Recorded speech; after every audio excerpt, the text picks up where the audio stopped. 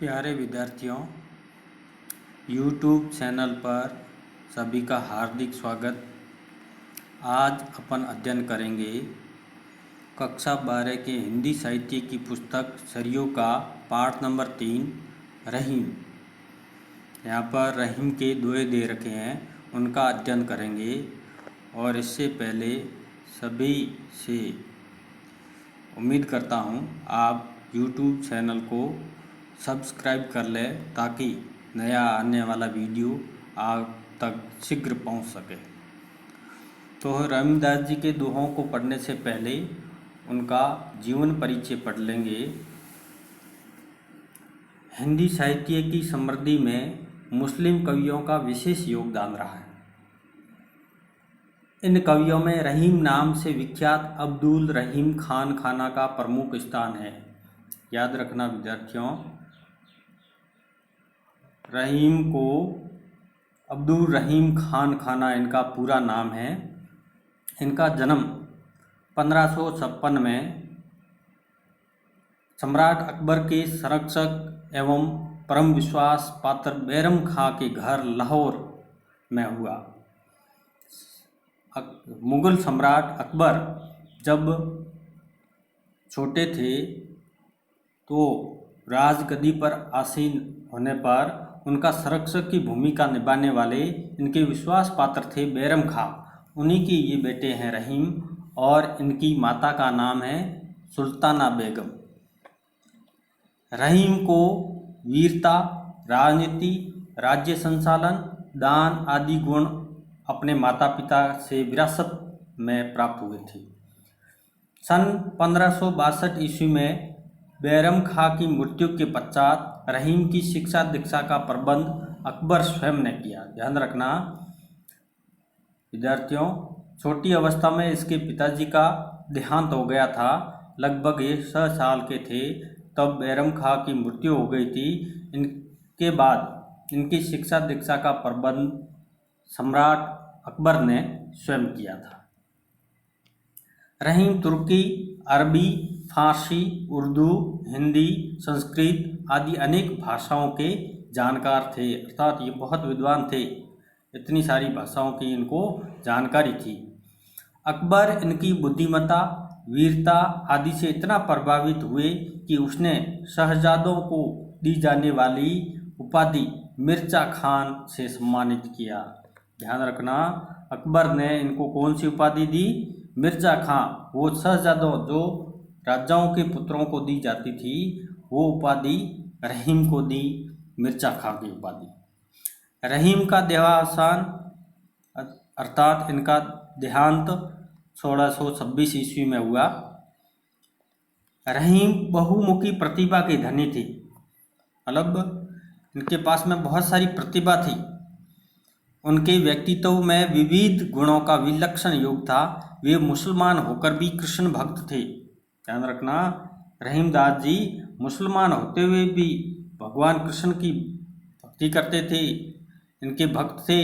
वे एक साथ सेनापति भी थे, अच्छे प्रशासक भी थे, आश्रयदाता भी थे, दानवीर भी थे, बहुभाषाविद, मतलब बहुत सारी भाषाओं की इनको जानकारी थे। कला पारखी, राजनीति के प्रत्योत्मनमति थे, मतलब बुद्धिमान थे। उनके दोहे ब्रज भाषा में, बरवे, अवधी में, मद्राष्टक खड़ी बोली में। ध्यान रखना, रहीम ने जो दोहे लिखे हैं वो तो ब्रज भाषा में है। इन्होंने जो बरवों की रचना की है बरवे अवधी भाषा में है और मद्राष्टक इनकी रचना है वो खड़ी बोली में है। रहीम की रचनाएं जीवन रस से परिपूर्ण हैं। मानसिक औदार्य, सांस्कृतिक विशालता, धार्मिक सहिष्णुता, मानवीयता इनके रचनाओं के केंद्र में है। इन्होंने ब्रज, अवधी, खड़ी बोली की सहज, सरल एवं बोधगम्य भाषा का प्रयोग किया है। इनके काव्य में नीति, मतलब नैतिक व्यवहार की जानकारी देने वाले, भक्ति से संबंधित, प्रेम और श्रृंगार का सुंदर समावेश मिलता है। शैली सरल, सुबोध और सहज गहाय है। रहीम की रचनाओं में रहीम दुहावली या सतसई, बरवे नाई का भेद, मदनाष्टक, रास पंचाध्यायी, श्रृंगार सोरठा, खेट कौतुक, नगर शोभा, संस्कृत काव्य, फुटकर काव्य विशेष रूप से उल्लेखनीय है। ये है रहीमदास की रचनाएं। अब यहाँ पर अपन पढ़ेंगे रहीम की दोहावली रचना से लिए गए दोहे हैं, उसके बारे में पाठ परिचय पढ़ेंगे। प्रस्तुत संकलित दोहों में रहीम ने अपने जीवना अनुभवों को सहज रूप में अभिव्यक्ति दी है। जीवन के जो अनुभव थे उनको सरल रूप से अभिव्यक्ति दी है दोहों के माध्यम से। वे मानते हैं मनुष्य को अपना स्वाभिमान बराबर बनाए रखना चाहिए। स्वाभिमान मतलब स्वयं का अभिमान, उसको बनाए रखना चाहिए। संगति जीवन को पर्याप्त प्रभावित करती है। मनुष्य जैसा आचरण वाले लोगों के साथ रहता है वैसा ही बन जाता है। रहीमदास जी कहते हैं जैसे लोगों की संगति में रहेगा वैसा ही बन जाता है, परंतु जो उत्तम प्रकृति के लोग होते हैं उन पर बुरे लोगों का प्रभाव कभी नहीं पड़ता है। ऐसा रहीमदास जी अपने दोहों के माध्यम से कहते हैं। वे कहते हैं जैसे चंदन के वृक्ष पर सांप लिपटे रहने पर भी चंदन अपनी सुगंधी नहीं छोड़ता है। चंदन के वृक्ष के चारों ओर विषधारी सांप लिपटा रहता है, फिर भी चंदन की वो सुगंध जो होती है वो जाती नहीं है, उस पर संगति का प्रभाव नहीं पड़ता है। रहीम ने यह भी बताया कि विपरीत स्वभाव के लोग एक साथ परस्पर सद्भाव से नहीं रह सकते हैं। यहाँ कहने का मतलब ये है कि जिन लोगों का स्वभाव एक दूसरे के विपरीत है वे एक साथ में कभी भी प्रेम से नहीं रह सकते हैं। रहीम इस बात पर भी जोर देते हैं कि मनुष्य को प्रेम भाव बनाए रखना चाहिए तथा पेड़ पौधों की तरह दानशील प्रवृत्ति रखनी चाहिए। मनुष्य को धन कभी भी संग्रह नहीं करना चाहिए, बल्कि दूसरे के हितों के लिए, गरीब लोगों के लिए दान करना चाहिए। जिस प्रकार पेड़ पौधे कभी किसी से कुछ नहीं लेते हैं, बल्कि जो अपने पास में फल फूल होते हैं वो दूसरों को ही देते हैं, दान करते हैं, वैसी प्रवृत्ति मनुष्य में होनी चाहिए। मनुष्य को दुष्ट प्रकृति के लोगों से मित्रता और शत्रुता दोनों प्रकार के संबंध नहीं रखने चाहिए। रहीमदास जी कहते हैं जो मनुष्य नीच प्रकृति का होता है, दुष्ट प्रकृति का होता है, उसके साथ में न तो कभी मित्रता करनी चाहिए न शत्रुता करनी चाहिए। दोनों स्थितियों में खतरा रहता है। वस्तुत रहीम के दोहे जीवन की पाठशाला है, जिसमें धर्म, नीति, व्यवहार, राजनीति आदि जीवन उपयोगी विषय अभिव्यक्त हुए हैं। तो दोहावली का ये दोहा पढ़ेंगे। पहला दोहा है रहीमदास जी का। अच्युत चरण तरंगिनी, शिव सिर मालती माल, हरि न बनाओ सुरसरी, कीजो इंदव भाल। अच्युत चरण तरंगिनी, शिव सिर मालती माल, हरि न बनाओ सुरसुरी, कीजो इंदव भाल। इस दोहे के कठिन शब्दार्थ है अच्युत। अच्युत यहाँ भगवान विष्णु को कहा गया है। चरण तरंगिनी, तरंगिनी कहा गया गंगा को। शिव मतलब भगवान शिव जी के बारे में कहा है। मालती माल, जिसके गले में मालती की माला रहती है। हरि न बनाओ सुरसरी, यहाँ पर पहले पद में कहा गया है कि हे माँ गंगा, आप विष्णु भगवान के चरणों से निकलती हैं। शिव सिर मालती माल, शिव जी के सिर पर मालती की फूलों की माला की तरह तुम शोभा दे रही हो। आगे रहीमदास जी कहते हैं हरि न बनाओ सुरसरी, कीजो इंदव भाल। जब आप मेरी मुक्ति करें, गंगा से निवेदन कर रहे हैं रहीमदास जी, कह रहे हैं कि जब आप मेरी मुक्ति करें तो मुझे देवलोक में हरि मत बनाना, कीजो इंदव भाल, अपितु मेरे को इंदव भाल से मतलब है जिसके सिर पर चंद्रमा विराजमान है, अर्थात भगवान शिव जी को बनाना, जिससे कि मैं अपने सिर पर तुझे धारण कर सकूं।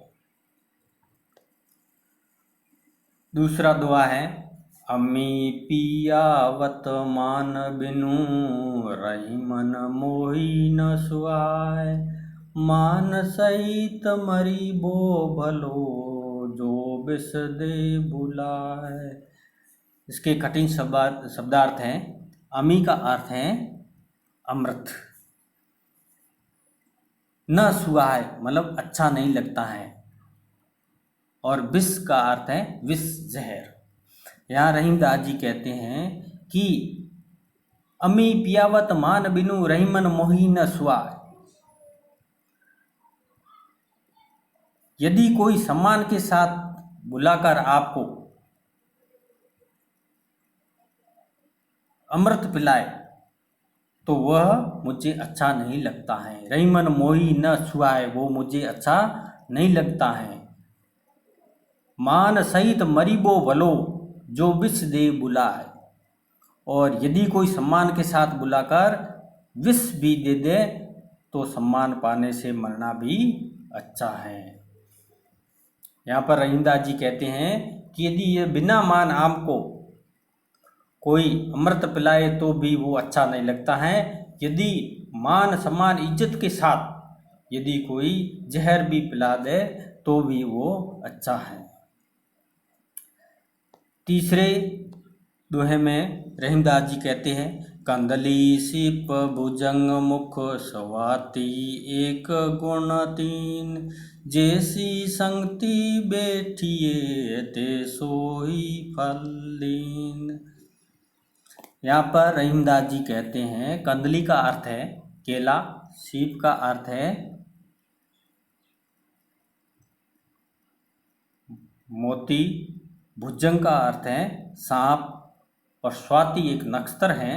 इसमें रहीमदास जी कहते हैं कि केला, सीप और सर्प के मुख में जाने वाला स्वाति नक्षत्र में बसता हुआ जल का पानी, बसा हुआ जल तीनों अलग अलग परिणाम देता है। अर्थात जब वही स्वाति नक्षत्र का पानी केले के ऊपर गिरता है तो कपूर बन जाता है, और सीप के ऊपर पड़ता है तो मोती बन जाता है, और सांप के मुख पर गिरता है तो वो विष बन जाता है, जहर बन जाता है। इससे सिद्ध होता है जैसी संगति बैठिए ते सोई फल दीन। अर्थात जैसी संगति में रहेंगे वैसा ही फल मिलेगा। इस दोहे में सत्संगति के महत्व को स्पष्ट किया है रहीमदास जी ने। दोहा नंबर 4, कही रहीम संपत्ति सगे बनत बहुत बहु रीति। विपत्ति कसोटी जे कसे ते ही साचे मीत। कही रहीम संपत्ति, संपत्ति का अर्थ है धन दौलत से लिया गया है। बनत बहुत बहु रीति, बनत मतलब बन जाते हैं। यहाँ पर रहीम जी कहते हैं कि जब आदमी के पास में धन दौलत संपत्ति होती है तो लोग तरह तरह के रिश्ते बना लेते हैं, मित्रता कर लेते हैं, दोस्ती कर लेते हैं। विपत्ति कसोटी जे कसे ते ही साचे मीत। जो विपत्ति आने पर साथ निभाते हैं, उस विपत्ति की कसौटी पर जो कसे जाते हैं वे ही सच्चे मित्र होते हैं। यहाँ मित्रता की पहचान करने का तरीका बताया है रहीमदास जी ने कि यूं ही तो जिसके पास में धन संपत्ति दौलत होती है बहुत सारे रिश्ते मित्रता वगैरह बना लेते हैं, लेकिन विपत्ति आने पर ही सच्चे मित्र की पहचान होती है। काज परे कछु और हैं काज सरे कछु और। रही मन भंवरी के भय नदी शिरावत मोर। इस दोहे के कठिन शब्दार्थ काज परे, काज से तात्पर्य है कार्य, परे पढ़ने पर, कछु और हैं कुछ और होते हैं। काज सरे, सरे मतलब जब कार्य पूर्ण हो जाता है, कार्य निकल जाता है तो कुछ और हो जाते हैं। रही मन भंवरी भय, भंवरी से तात्पर्य छंवरी अर्थात विवाह के फेरे। नदी शिरावत मोर, शिरावत से तात्पर्य है उनको बहा दिया जाता है। रहीमदास जी कहते हैं कि संसार में स्वार्थी प्रवृत्ति की ओर संकेत करते हुए रहीमदास जी कहते हैं कि काम पड़ने पर लोग कुछ और होते हैं, हाँ जी करते हैं, और जब उनका काम निकल जाता है तो उनका व्यवहार परिवर्तित हो जाता है। जिस प्रकार विवाह के फेरे खाते समय जो मोर मुकुट धारण करता है दूल्हा, उसको विवाह के वक्त सिर के ऊपर बांधा जाता है, लेकिन जो ही विवाह हो जाता है तो उस मोर को नदी में सिरावत कर देते हैं, अर्थात उनको नदी में बहा देते हैं, नदी में तैर देते हैं। यहाँ पर रहीमदास जी कहते हैं कि जो जैसी परिस्थिति होती है उसके हिसाब से ही काम निकाल लेते हैं लोग।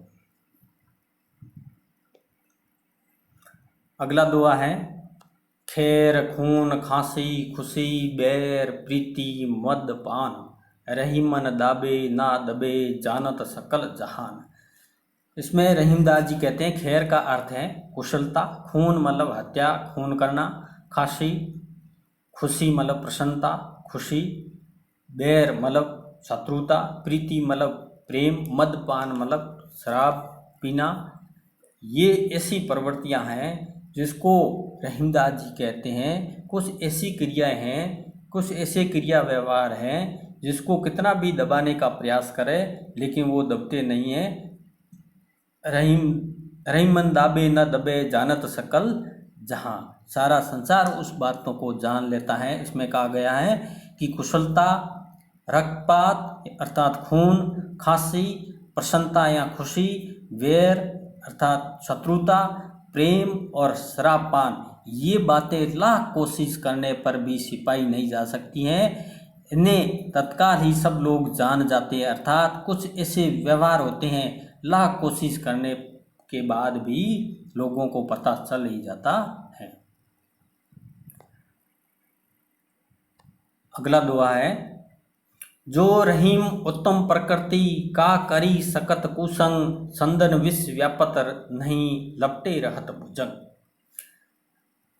इस दुआ में उत्तम स्वभाव के लोगों का क्या महत्व होता है उसको बताया गया है। व्यापत मतलब लिपटा रहता है। जो रहीम उत्तम प्रकृति का करी सकत कुसन, जो लोग उत्तम स्वभाव के व्यक्ति होते हैं उन पर कोई कुसंगति या बुरी संगति का प्रभाव नहीं पड़ता है, बुरी संगति उसका कुछ बिगाड़ नहीं सकता है। जिस प्रकार संदन का पेड़, संदन का वृक्ष के चारों ओर विषधारी सांप लिपटा रहता है, लेकिन उस विष का, उस जहर का उस संदन के पेड़ पर कोई प्रभाव नहीं पड़ता है, वो अपनी सुगंध फैलाता रहता है। अर्थात उत्तम प्रकृति के लोगों पर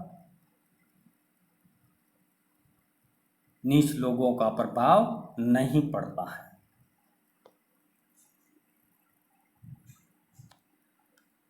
जो रहीम गति दीप की, कुल कपूत गति सोय, बारे उजियारो करे बड़े अंधेरो होय।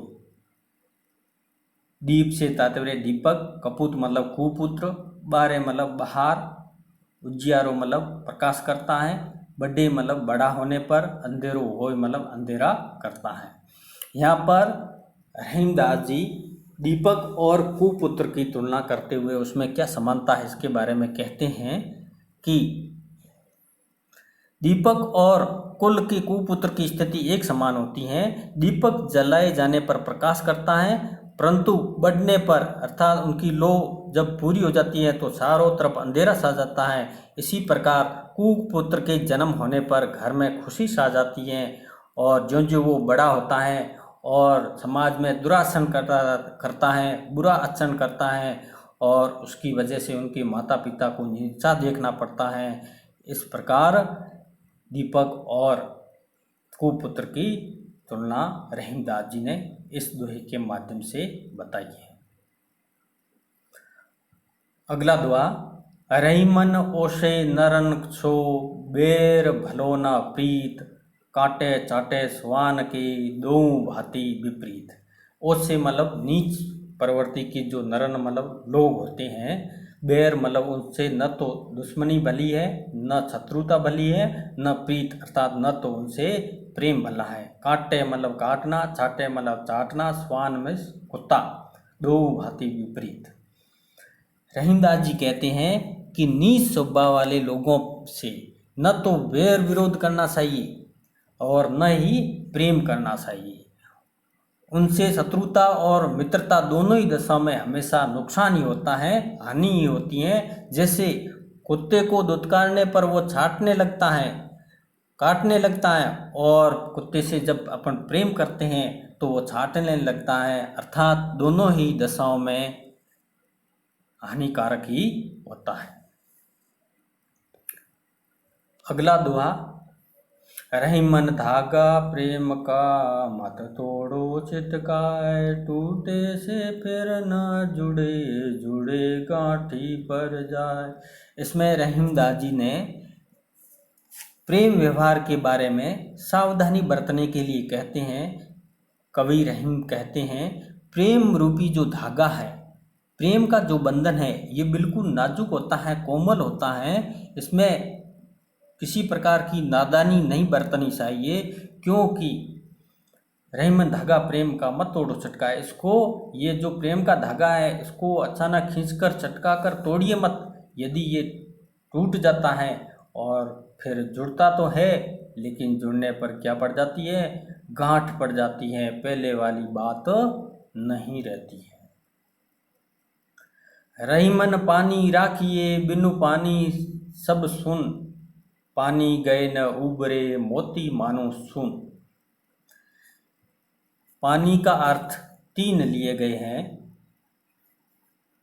मोती के साथ पानी का अर्थ है समक, मनुष्य के साथ पानी का अर्थ है इज्जत, छून अर्थात आटे के साथ पानी का अर्थ जल से लिया गया है। रहीमदास जी कहते हैं कि मनुष्य को अपनी प्रतिष्ठा बनाए रखने का उपदेश दिया गया है। रहीमदास जी कहते हैं कि व्यक्ति को अपनी इज्जत का पूरा ध्यान रखना चाहिए, क्यों, इज्जत के अलावा मनुष्य का जीवन कोई महत्व का नहीं होता है। इज्जत पर आँच आने पर जीवन सुख में नहीं लगता है। पानी के अभाव में मोती की चमक नहीं रहती है। पानी गए न उबरे मोती मानो सुन, जब पानी नहीं रहता है तो मोती में चमक नहीं रहती है, अर्थात उसका कोई मूल्य नहीं होता है। पानी के अभाव में चून मतलब आटा, जब पानी के बगैर कोई काम नहीं आता है। इसी प्रकार मनुष्य के साथ में पानी से तात्पर्य है इज्जत से है। इज्जत के बगैर मनुष्य का कोई महत्व नहीं होता है। इस प्रकार मनुष्य की मान प्रतिष्ठा बनाए रखने की उपदेश इस दोहे में दिया गया है। अगले दोहे में, प्रीतम सवी नैनन बसी, पर सवी कहाँ समाए, भरी सराय रहीम लखी, पथिक आप फिर आए। प्रीतम मतलब प्रियतम से लिया गया है, प्रिय व्यक्ति से लिया गया है। सवी मतलब रूप,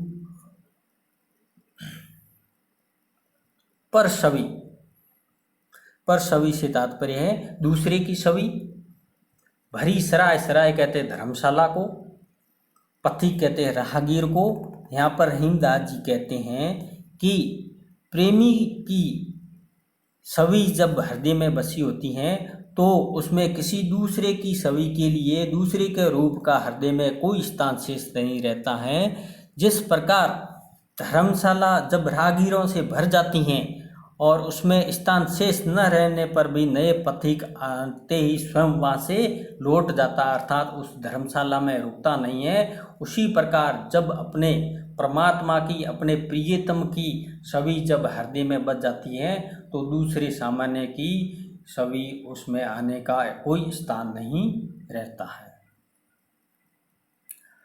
अगला दुआ है, यो रहीम जस होत है उपकारी के संग, बाटन वारे के लगे जो मेहंदी को रंग। यहाँ रहीमदास जी कहते हैं जस से तात्पर्य यश से है।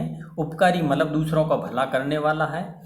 बाटन वारे को लगे, बांटने वाला जो बांटता है, मेहंदी को रंग।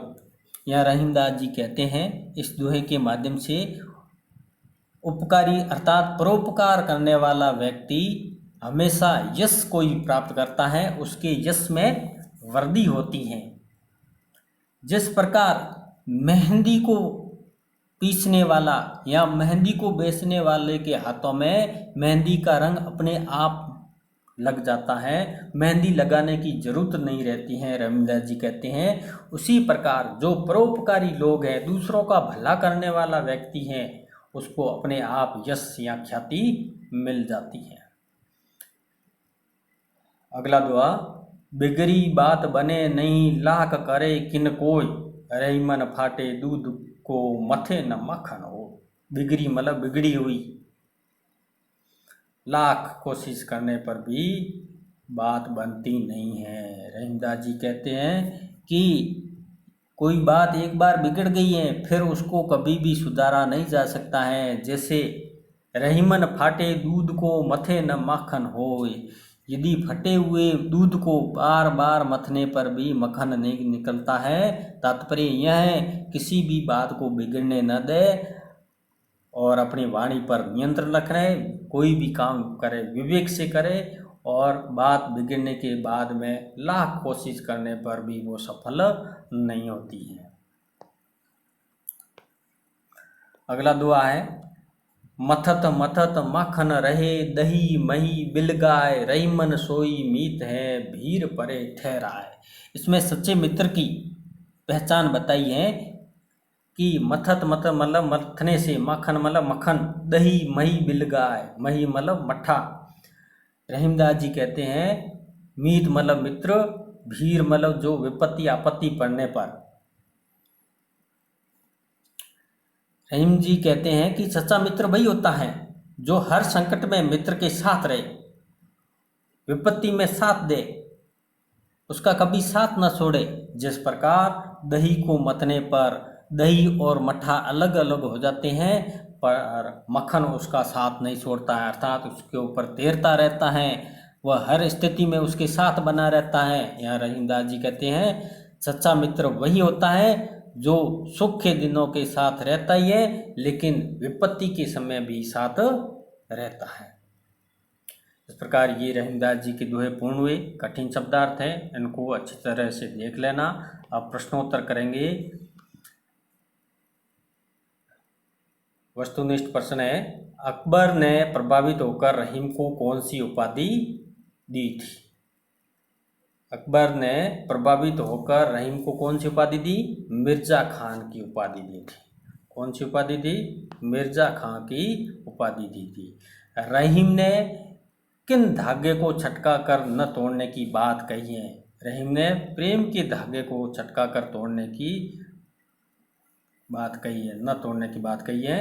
रहीम ने किसकी भक्ति के पदों की रचना की? श्री कृष्ण भक्ति के पदों की रचना की रहीमदास जी ने।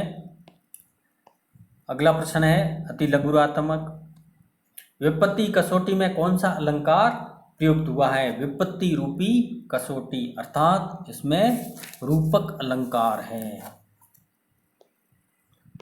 अच्युत चरण तरंगिनी में अच्युत किसे कहा गया? अच्युत भगवान विष्णु को कहा गया है। रहीम ने किन लोगों को धन्य कहा है? रहीम ने उन लोगों को धन्य कहा है जो लोग मान सम्मान की रक्षा करने के लिए अपने प्राण को त्याग देते हैं। रहीमन भंवरी के भय में, भंवरी का क्या अर्थ है? भंवरी अर्थात संवरी, और विवाह के फेरे। भंवरी का अर्थ है विवाह के फेरे। ये तो अपना पाठ पूरा हुआ। विद्यार्थियों, आपको कैसा लगा कमेंट्स बॉक्स में कमेंट्स करिए और यूट्यूब चैनल को ज़्यादा से ज़्यादा सब्सक्राइब करें और शेयर करें। धन्यवाद।